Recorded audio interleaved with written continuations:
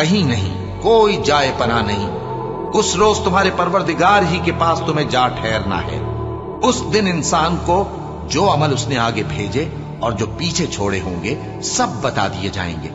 بلکہ انسان آپ اپنا گواہ ہے۔ اگرچہ عذر و معذرت کرتا رہے، پھر جب سور میں ایک بار پھونک مار دی جائے گی اور زمین اور پہاڑ دونوں اٹھا لیے جائیں گے، پھر ایک بار ہی توڑ پھوڑ کر برابر کر دیے جائیں گے، تو اس روز ہو پڑنے والی یعنی قیامت ہو پڑے گی، اور آسمان پھٹ جائے گا